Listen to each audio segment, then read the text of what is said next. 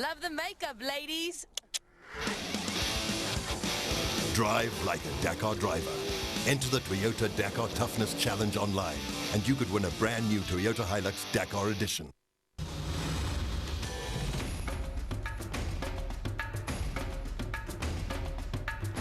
Coming up today on the 26-minute Dakar, we've got drama in the cars as Petter Hansel's hopes go up in a cloud of desert dust. The Dakar hits new heights as the bikes reach for the heavens.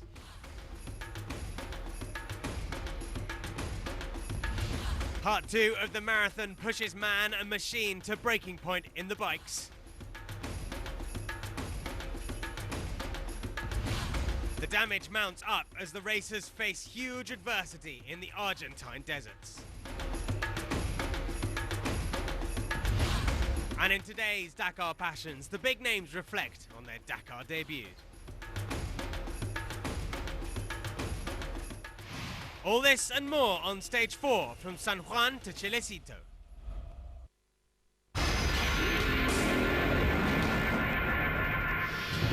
Previously in the cars. It's all change as Roma takes the ascendancy, but he is taking nothing for granted. The Dakar is a race that's really strange. One day you're at the top, the next you're not. He's being hounded by NASA in the second mini home. While those around him fall apart, Carlos Sainz is keeping his focus. But will the buggy last the distance? The strategy for this week is patience. Opening the road and crashing through the undergrowth cost Petter Hansel dearly as hopes of winning are rapidly deflating. It feels like the race is slipping away. Anyway, things are getting more complicated. Let's not forget about De Villiers and Leroy Poulter. The Imperial Toyotas are still in the hunt as the cars attack day 4 of the Dakar.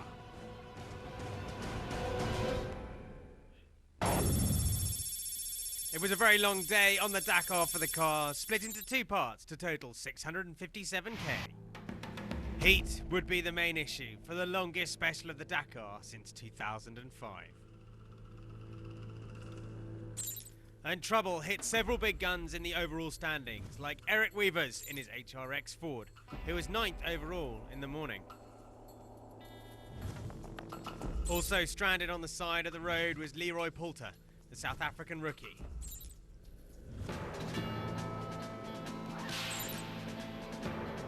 After suffering 4 punctures yesterday, Stefan Petter Hansel needed to hit back and put the pressure on his teammate and overall leader, Nani Roma.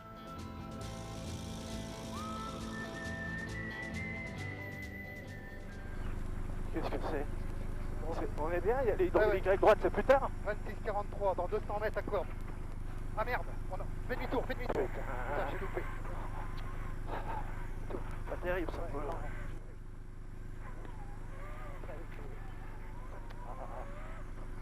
Là en plus c'est important. After that detour, the Frenchman was then forced to stop with the first puncture at the early start of the stage.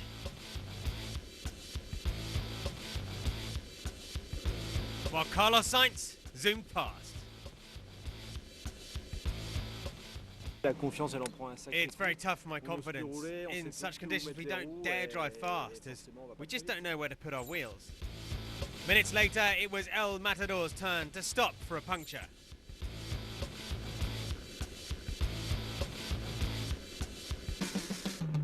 And this time Petter made the best of it. Still, Sainz was flying, showing that his SMG isn't only made for dunes and sand.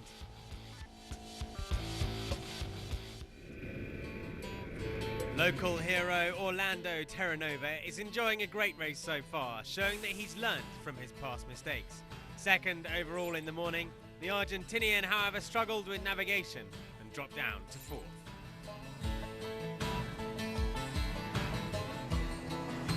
Giniel De Villiers was flying on the first part of the stage with the 3rd best time at the halfway mark.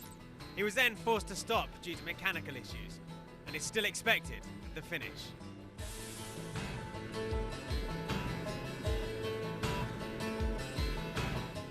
A tough day for Nani Roma. On such a stage, the Catalan couldn't do much against the flying Carlos Sainz. His time in the Dakar lead will have only lasted 1 day. Meanwhile, Nasser Al-Attiyah was charging. Indeed, the Qatari gained 5 minutes over Omar, reducing his overall time deficit by half.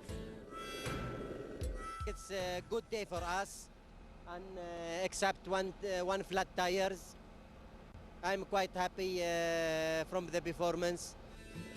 On his Dakar debut, Federico Villagra is making the best of his Mini. The Argentine captured a great 4th spot. Overall, he's only 43 minutes adrift.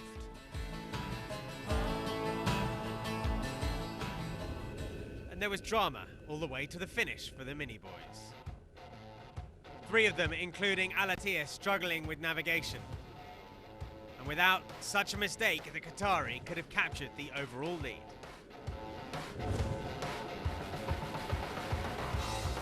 The battle continued between Peter Hansel and Carlos Sainz, who eventually went on to claim his 26th stage win, his first in an SMG buggy, and took command of the race overall. Slowly but surely we moved to the front and we managed to clock a good time. But we're pretty lucky because I broke the power steering with 10Ks to go. So Carlos Sainz takes it from Peter Hansel, Alatia in 3rd, Villanova in 4th, and Nani Roma drops to 5th on the day. Overall, it's a 2-minute lead now for Carlos Sainz over Roma. Alatia gaining ground all the time. Terranova pops up into the top 5. Peter Hansel still in 5th position, 18 minutes back. Coming next in the bikes, it's Marathon Day 2. The war of attrition continues as riders fight alone against the elements. Not all will make it home.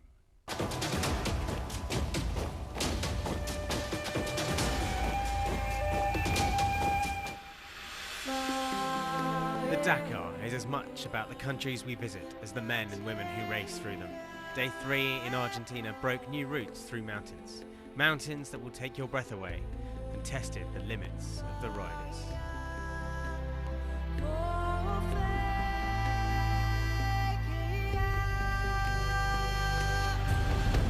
Muy larga, Really long, muy dura. really hard. Hoy sí fue una It was etapa an inhumana. inhuman stage.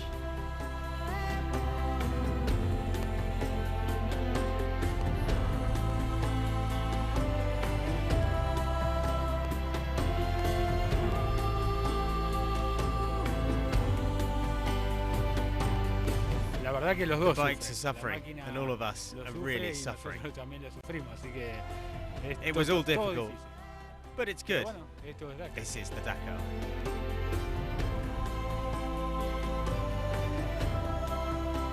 To reach the summit, first you have to climb the mountain, a feat that took man and machine to their utmost limits.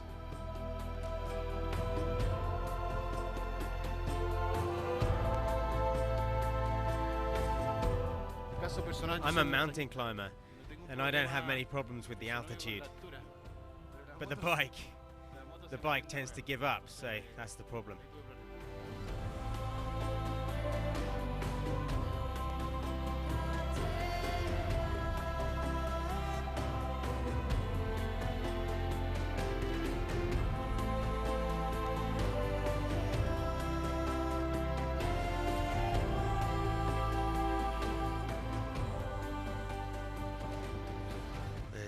So difficult. This mountain was the fight of my career. It's incredible.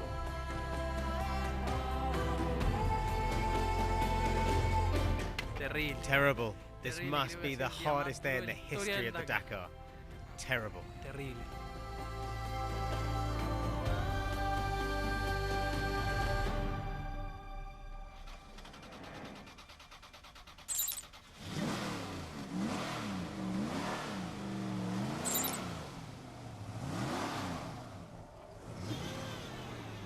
Left! Go left! Go left!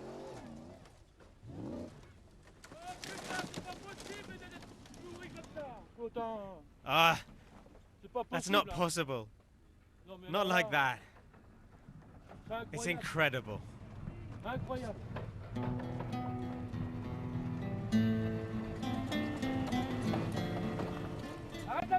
Stop the car!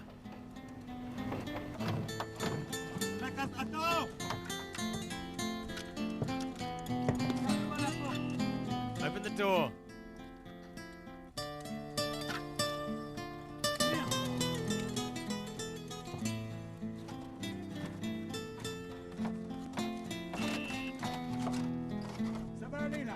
It's okay, get out here. We need to get it back on its wheels. That's all.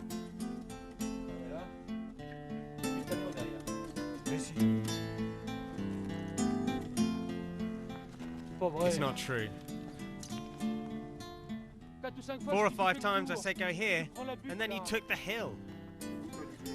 Well, that happens. That's why we lost an hour and a half. But now we might lose 3 or 4 hours. And if there's no truck, we'll be here all night.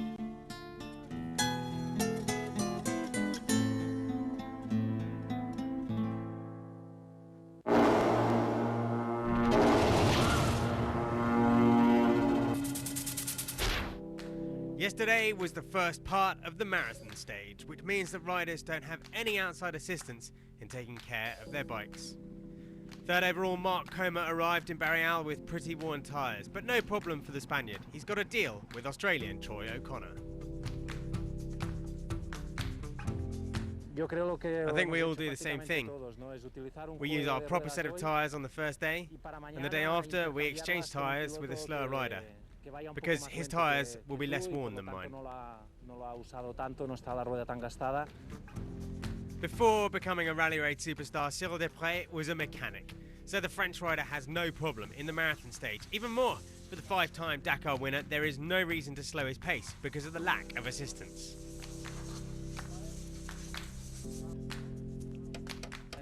It's only the 3rd day of the Dakar, so there's no need to be particularly vigilant. It's true that I tried not to fall because we don't have many spare parts, but luckily Mikel is with me, so I can steal some parts on his bike if I need to. But for now, we've just got to change the oil, and then we're done.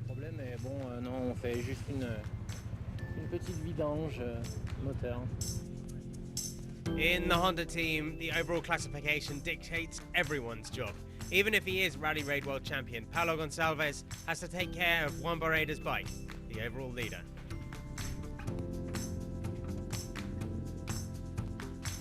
It's only once he's finished his teammate's bike that the Portuguese rider could dedicate his time to his own.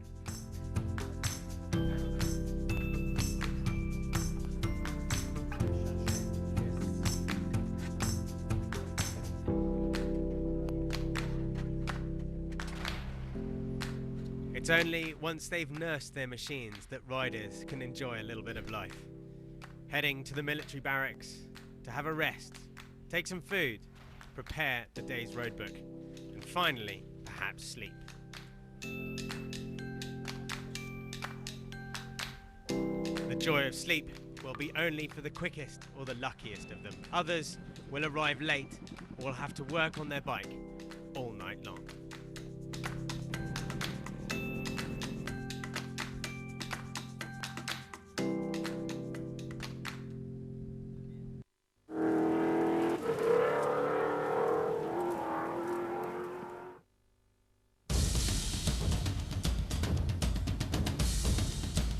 It's absolutely electrifying, and I invite everybody out there to come and experience it.